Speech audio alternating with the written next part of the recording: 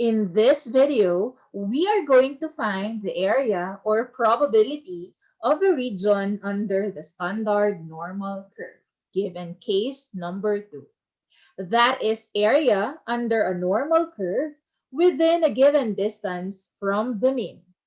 Under this, there are two rules. Number 1, if the two z-scores are both positive or both negative in values, subtract the areas. Number 2, if the two z-scores have different signs, add the two areas. Let's have example number 1. What is the area under the standard normal curve bounded by z equals negative 1.36 to z equals 0.25? The first z-score is a negative number, and then the second z-score is a positive number. So here, if we're going to draw the curve, take note, the blue line or the blue broken line is the mean, or that is the center, which is equal to 0. And then we started from negative 1.36, which is on the left side of the mean. And then we ended at 0.25, which is on the right side of 0.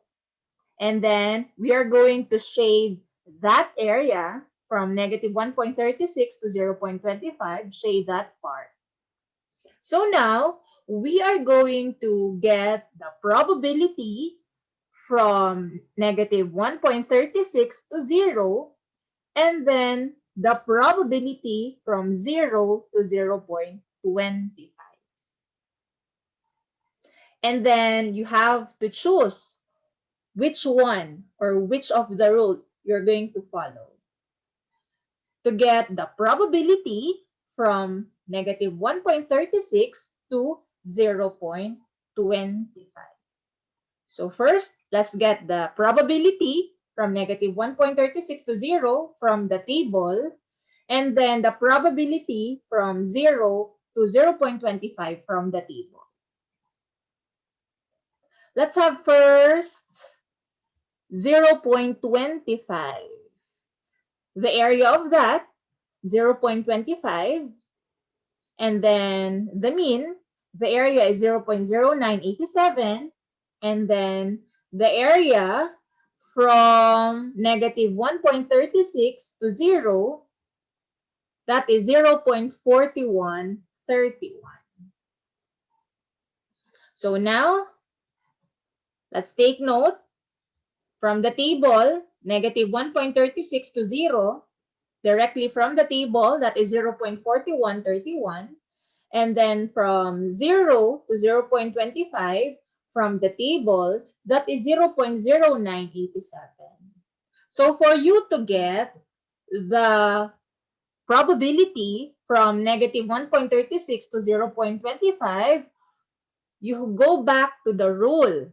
So since the signs here, we have negative and then we have a positive, then what rule are we going to follow? The first or the second?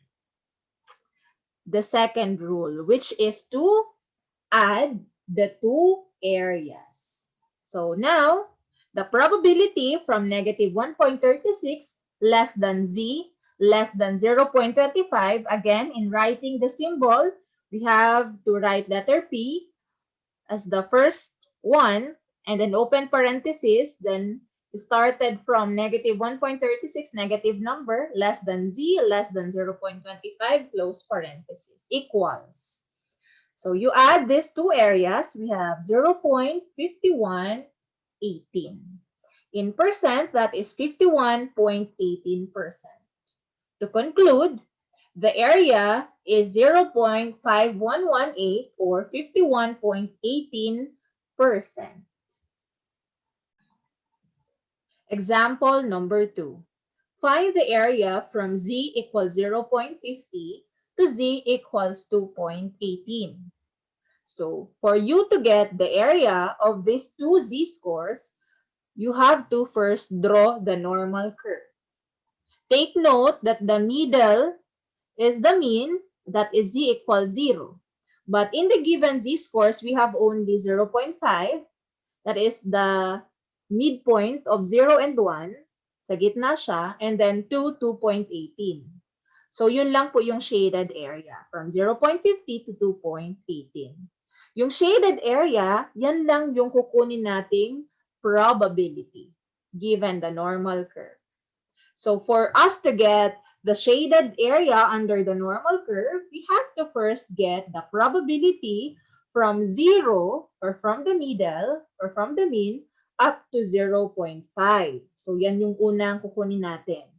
Next is to get the probability from 0 to 2.18. And then, ano ba yung pwede nating gamitin na rule? Are we going to add the two areas? I-add ba natin to pag nakuha na natin ang area? Or are we going to subtract? For us to get the probability from 0.50 to 2.18. So first is to get the area of 0 to 0.50 and then 0 to 2.18. Using the standard normal table for z. So yung una, we have 0.50. The area of that from the mean up to 0.50 is 0.1915. And then the second, we have 2.18 from the mean up to 2.18. The area of that is 0.4854. So as you can have observed dito sa case number 2, ginagamit pa rin natin yung case number 1 na diniscuss ko sa previous video as part of normal distribution.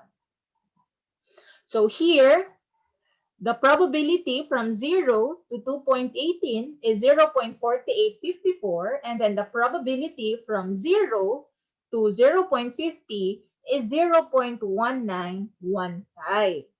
So since dito sa given example ay we have the same sign, ito positive at positive din yung sign ng second z-score, therefore we are going to subtract the given two areas.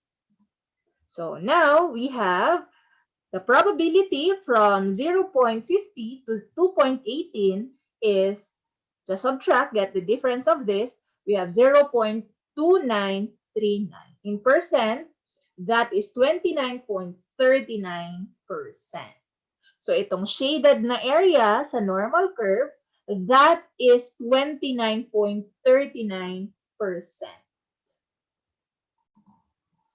What if in example number 3, both are negative? We have here, find the area from z equals negative 2.67 to z equals negative 0.98. So first is to draw the normal curve. We started from negative 2.67, medyo close na siya sa negative 3, up to negative 0.98 before mag-negative, up after mag-negative 1. Okay, so i-include pa rin natin yung gitna or yung mean or yung z equals 0 para magamit natin yung standard normal table for z. So yung unang kukunin natin na area is yung area ng negative 2.67 hanggang sa 0. And then next is the probability or the area from negative 0.98 hanggang 0. So that we can get the shaded area under the normal curve. That is the probability from negative 2.67 up to negative 0.98. Again, yung pagsulat ng mga symbols, ayusin natin because if the symbol is wrong, your answer is wrong because there will be a different interpretation or meaning if mali yung symbol.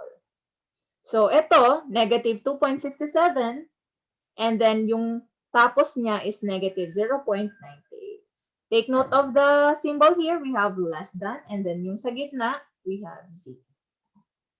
Using the standard normal table for z, so first, get the area from negative 0.98 to 0. So pag nagkakaroon tayo ng negative z-score, just omit the negative and then just consider the positive of that or the positive value of 0.98.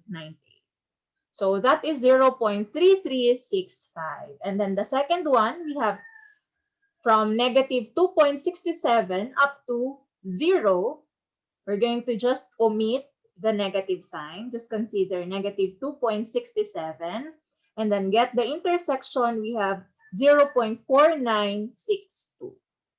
Take note of these areas or probabilities na nakuha natin. Then, the probability from negative 2.67 up to the mean, we have 0.4962. And then from negative 0.98 up to the mean, we have 0.3365. This area is from the table. And then you have to subtract. Bakit subtract? Because they have the same sign. To get the probability from negative 2.67 to negative 0.98, just subtract the two areas given. That is equal to 0.1598. In percent, that is 15.98%. Now, it's your turn. Find the area of the following under the normal curve. Number 1, we have z equals negative 2.51 to z equals 1.28. Number 2, from z equals 0.95 to z equals 2.88. Number 3, from z equals negative 1.75 to z equals negative 0.12.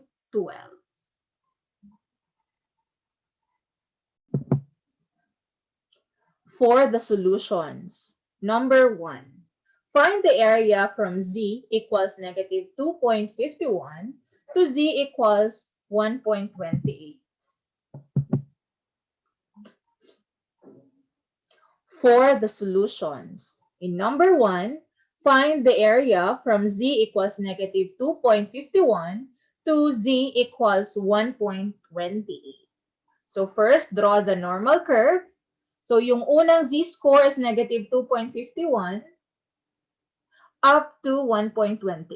So yan yung shaded area. So kung mapapansin ninyo, madami yung naka-shade sa normal curve. Then, yung shading niya is kasama yung gitna or yung mean. So from here, we're going to get the probability from negative 2.51 up to the mean. From the table, we have 0.4940. That is the area. Next is to get the area or probability from 0 to 1.28. From the table, that is 0.3997. Since sa given na z-scores, they have different sign, so here you're going to add the two areas. So the probability from negative 2.51 less than z less than 1.28, that is equal to 0.8937. In percent, that is 89.37%. Let's proceed to number 2. Find the area from z equals 0.95 to z equals 2.88. So draw the normal curve. We started from 0.95 to 2.88. And then in between them, just shade. We're going to include the mean in getting the probability or area. So first, get the probability from 0 to 0.95. In the table of values of z, that is 0.3289. Next is to get the area from 0 to 2.88. From the table, that is 0.4980.